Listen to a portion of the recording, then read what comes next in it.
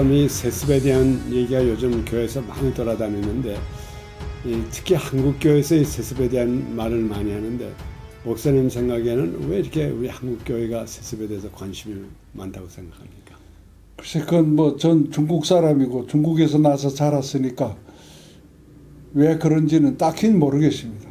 근데 우리 중국에서는 이 교회가 세습이라고 하는 것에 대해서 별로 무슨 관심이 있는 것 같지 않습니다. 저희 중국 사람들 교회에서는 자식에게 물려준다, 안 준다, 이게 대한 전혀 관심이 있는 같지입니다. 미국 교회도 사실 그렇다고요. 지금 미국에서 제일 큰 교회가 조엘 오스틴이라고 하는 사람이었는데 그 교회도 아버지한테서 이어받았거든요. 네. 미국 사람들은 그렇게 관심이 많은데 어때 한국 사람 특히 목사님들이 책을 써가면서 또 그걸 교인들이 그 책을 놀아주면서 다른 목사님에게 주라고 이렇게 자기와 관계 안 된 일을 이렇게 신경을 쓰는 거예요. 전 좀 이해가 안 되는데. 글쎄, 잘 모르겠습니다. 그러나 제가 생각건대는 이 한국에서의 이 교회라고 하는 그래서 사람들의 생각은 하나의 기업으로 생각을 하고 돈으로 생각을 하고 뭐 권리로 생각을 하고 그렇게 하는지 그러니까 이런 문제에 대해 그렇게 뭐 신경 많이 쓰는 것 같습니다. 근데 우리 중국에는 중국 교회는 교회가 무슨 돈이고 재산이고 그런 걸 가지고 별로 론 안 하니까 그 뭐 공동체 재산이고 하니까 거기에 대해서는 뭐 잘 모르겠습니다. 근데 아무튼 저는 내 사위에게다 교회를 물려줬습니다. 그때 반대하는 사람이 있었어? 없습니다. 우리는 그 당연히 주는 걸로 생각하고 우리 사위가 한국에서 6년 공부를 하고 2006년도에 우리 중국으로 왔습니다. 왔는데 또 우리 교회 운영위원회 한 11된 사람 제가 모아서 회의를 했습니다.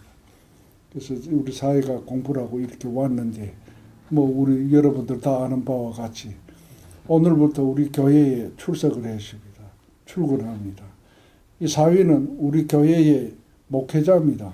사무의 아이입니다.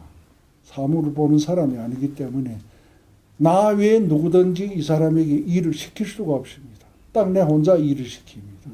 그래서 사위 너는 오늘부터 우리 교회의 목회자이기 때문에 내일부터 8시에 출근해서 저녁 5시에 퇴근할 때까지 성경만 본다. 그리고 한 주일에 한 번은 설교를 할 수 있다.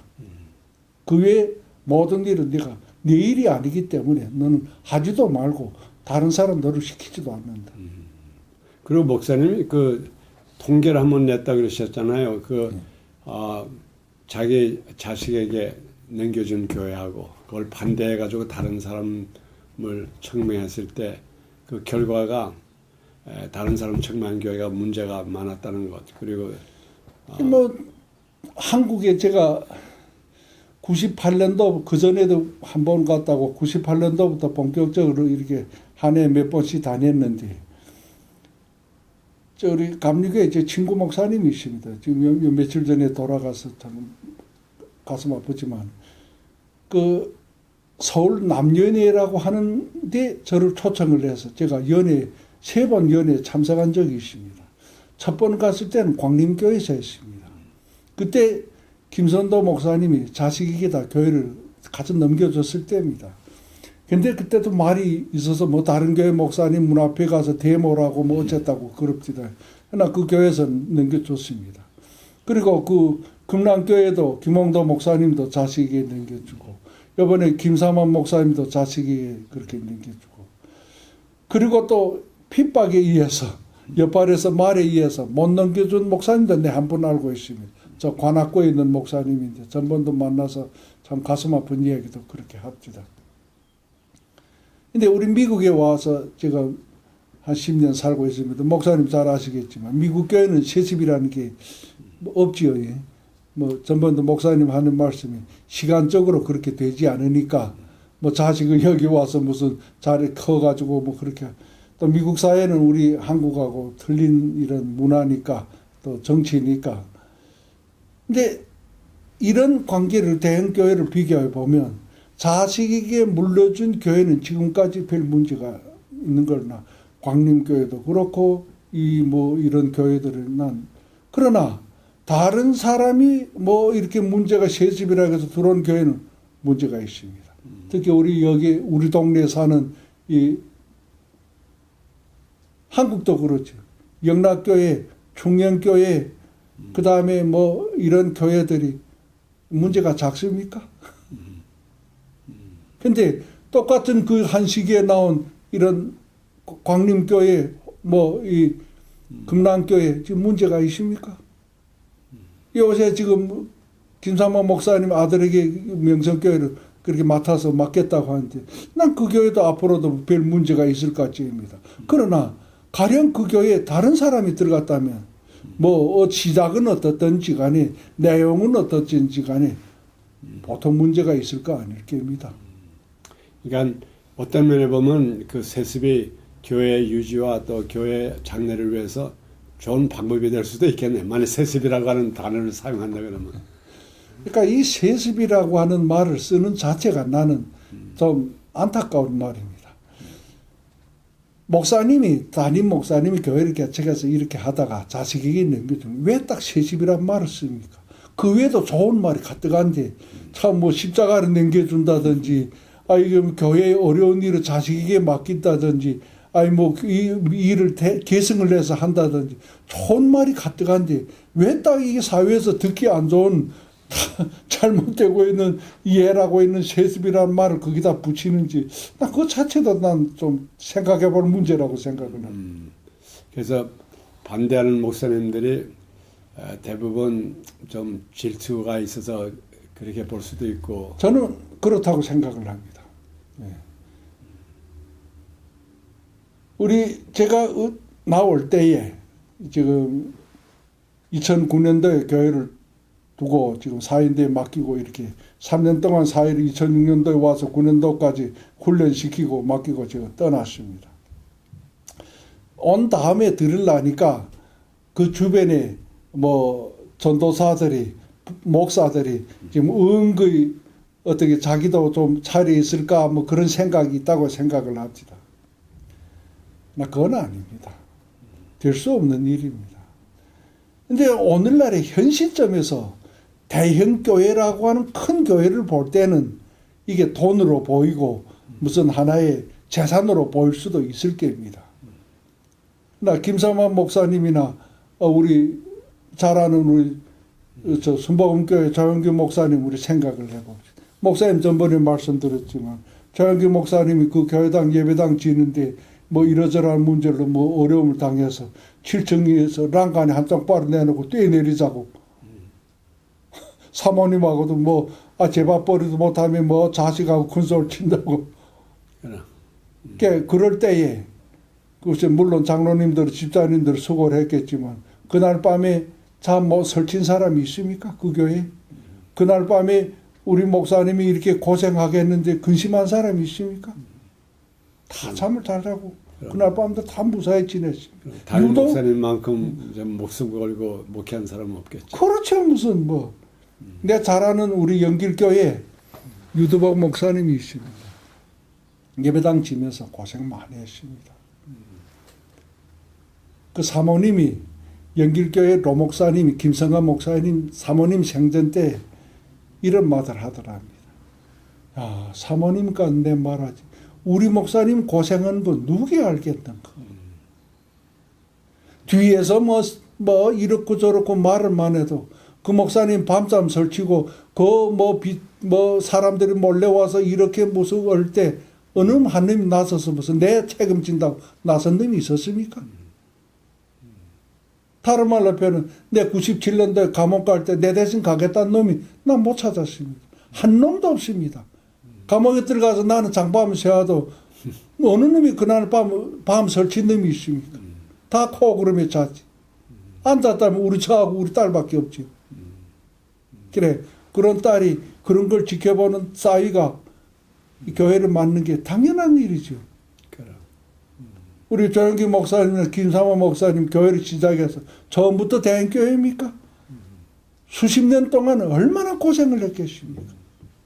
네, 관악구에 있는 그 목사님 만나서 참 안타까운 이야기라고. 자기 38년 목회를 40년 가까이 목회라고 이번에 지금 뭐 이렇게 저런 문제가 있어서 다른 사람이 왔는데 하면서 내 옛날에 교회를 시작을 해서 아들이 요런 게 아당아당 걸어다닐 때 교회를 시작했는데 나는 내 돈이란 게뭐 있어 본 적이 없다. 내 돈이면 교회 돈이고 그래서 먹고 살면 되는 파인데 그런데 지금에 와서 이렇게 되니까 누구 나를 알아봐 주는가? 누구 나를 알아봐 주? 그 내 말 들으면서 참 안타까워. 그걸 지켜보는 아들이 그걸 지켜보는 가족이 그래도 그 믿음을 누구보다도 더 인정하고 이어받을 거 아니겠습니까? 그래서 난 김삼원 목사님 아들을 준다. 참 훌륭하다고 생각을 합니다. 이런 어려운 일을 아들에게 맡겨서 대승을 뭐 이어가게 한다. 참 나는 목사님 훌륭하다고 생각합니다. 그래도 목사님 그 아들을 선택해서 교회를 맡길 때 돈을 맡겼습니까? 아닙니다. 교회를 맡기는 게고 믿음을 맡기는 게고 하나님의 말씀을 아들에게 맡기는 것이지. 근데 왜 옆에서는 돈을 맡긴다고 생각합니까? 아주 생각부터 교회라 그런 반대하는 목사님은 교회를 그저 돈으로 보니까 그런 생각이 나게. 물론 교회가 커지면서 그런 면이 있을 겁니다. 그러니까 뭐 담임하는 목사님도 생각해 볼 필요는 있습니다. 그런 면에 대해서. 그러니까 이런 면을 생각해서 더 청렴하게 자식에게 넘기면서 너는 그러지 마라. 그러지 마라. 세상 본받지 말고 하나님의 물론 그렇게 자식에게 맡길 거고 또 그렇게 기도하고 그렇게 뭐 훈련시키고 그렇게 가르칠 겁니다. 그럼. 물론 마지막에는 우리가 주님 앞에 심판주 주님 앞에 나타날 텐데 그때야 뭐 우리 속을 다 드러내야 되죠. 그런데 저도 보면은 이 세서 반대하는 목사님들이 어떤 너무 과격한 것 같은 생각이 많이 들어요. 나는 반대 자체가 잘못이라고 더 큰 잘못이라고 생각합니다.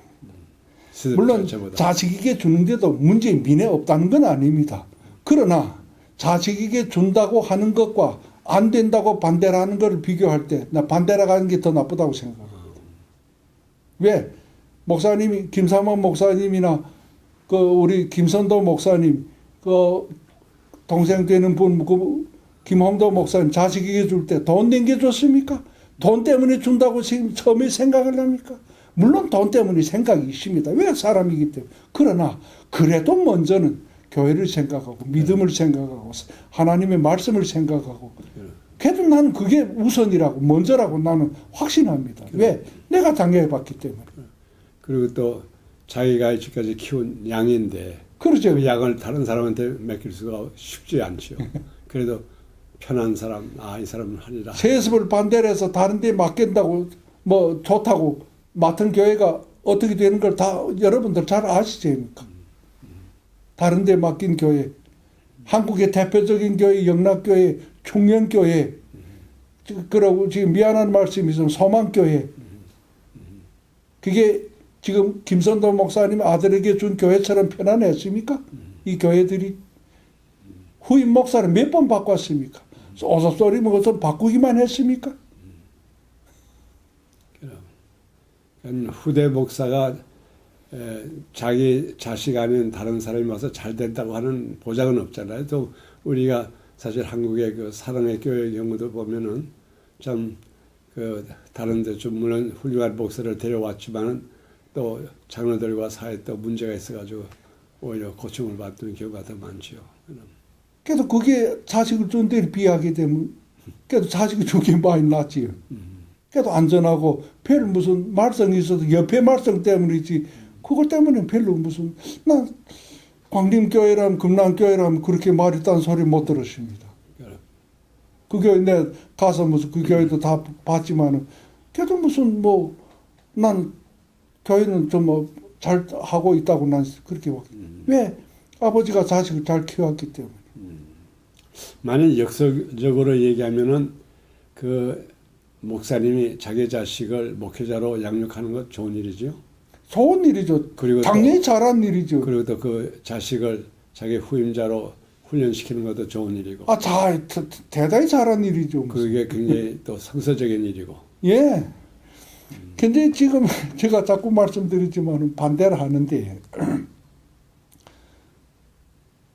자식에게 준다고 하기 전까지는 대단한 훌륭한 목사님입니다. 김사막 목사님. 전 한국에서 다 손꼽는 정말 훌륭한 목사님이라고 했는데 자식에게 준다고 하는 그 순간부터 도둑님이 돼버리시오. 도둑님으로 몰립니다. 난 그게 이해 안 됩니다. 어떻게 그 사람이, 그분이 어제까지는 그렇게 훌륭한 분이 밤 자고 났는데 자식 한마디 때문에, 자식 이름 한마디 때문에 도둑놈이 됐는지 난 그거 이해 안 됩니다. 그거 참 생각할 여지가 있는 얘기네. 그거 참, 어떻게 돼서 이렇게 됐을까? 하룻밤 사이에 그분이 그리 훌륭하던 목사님이 도둑놈이 됐을까? 난 이해가 안 됩니다. 우리 한국 교회가 회개할 게 참 많네. 많습니다. 나는 많다고 생각을 합니다. 그래서 좋은 말이 있기 때문에 참 이 어려운 일을 이 교회라고 하는 설교가 쉽습니까? 목사에게 나는 설교는 생명이라고 나는 그렇게 믿습니다. 그러므로 이 생명되는 이 하나님의 말씀 전하는 걸 자식에게 맡긴다. 이거는 보통 짐이 아닙니다. 왜 이런 건 생각을 안 하고 돈만 생각합니까? 그건 자기 눈에 돈밖에 안 보이기 때문에. 그러니까 내 눈에 들보를 먼저 빼고 다른 사람의 티끝을 봐야 되겠네. 그렇죠? 그래서 예수님이 하는 말씀이 그런 게죠. 속에 뭐가 있는 놈은 보이는 게 그것처럼 보이는 게죠. 자, 오늘 목사님하고 이렇게 대화하면서 우리가 반성해야 될 것도 많고 모든 것을 좀 새로운 각도로 봐야 될 것 같아요. 그저 반대만 하지 말고 또 긍정적인 면도 좀 봐야 되겠다. 그래서 제가 바라는 게 있다면 그런 게 앞으로도 이런 일은 계속 있겠는데 반대만 하지 말고 좀 좋은 면으로 나는 참 목사님이 이런 어려운 일을 자식에게 맡기는 걸 참 귀합니다. 더 이런 문제도 더 훌륭하게 했으면 나는 정말 이런 걸 바랍니다. 좋은 조언을 난 하는 쪽으로 나는 많이 돌아갔으면 좋겠습니다. 아멘. 저도 그쪽으로 가고 싶습니다. 감사합니다, 목사님.